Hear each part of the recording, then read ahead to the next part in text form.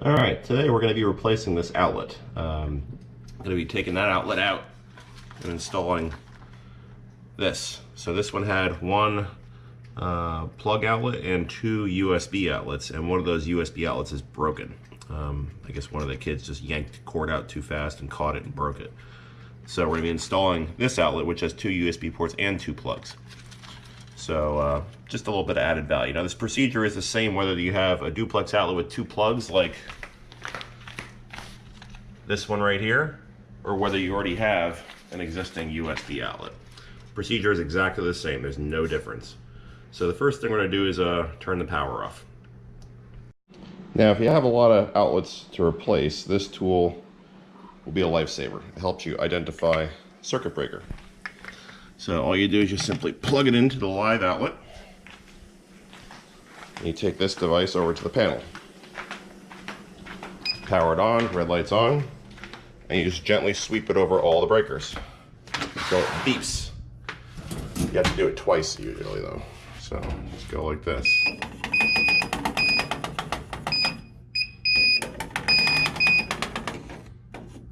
Okay. Notice it's not beeping anymore. So that's it right there.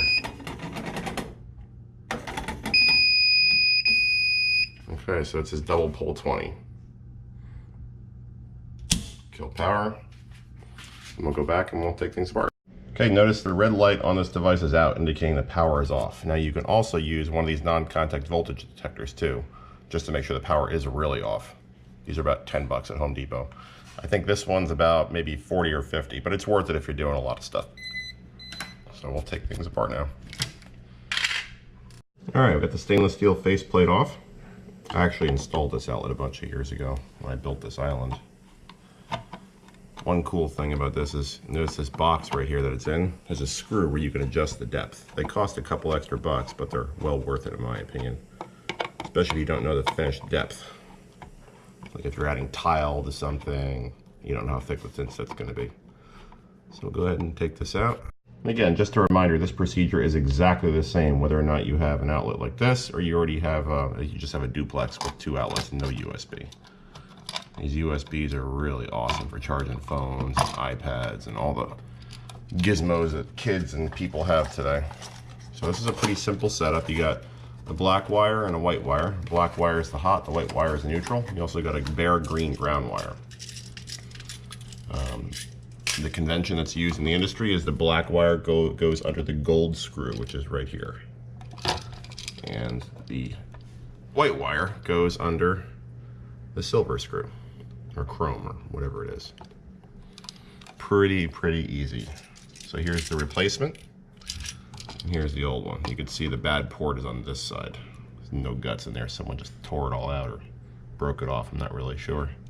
So we'll undo these screw terminals on the wires, and we'll start hooking things up. Now, if you're not putting in a USB outlet, a lot of the cheaper outlets have what they call stabs in the back, where you just shove the wire in a hole. I don't think these have them. They're just higher end devices.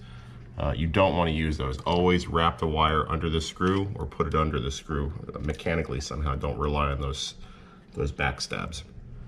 What happens over time is those back stabs loosen up, and when they loosen up, you get open circuits, you get overheating, you get all sorts of bad things. So avoid them like the plague. All right, so the old one's free. And you can see they even label which screw is which. So like I said, this gold colored screw is labeled hot right there. You probably can't read that too well. And this silver colored screw right here is labeled white. And you have your green screw for the ground on the bottom. This one is not all that different. This is the gold screw right here.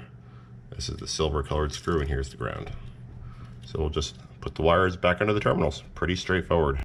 And one problem you might run into if you have an older home, or if you're installing this in a concrete blockhouse on an exterior wall, is a lot of times these boxes aren't deep enough or wide enough to fit these things. And you can see here, I cut the tile out when I installed this tile years ago, so that the box was not obstructed. A lot of times what will happen if they're doing the outlet was already here, though they might overlay the box a little bit.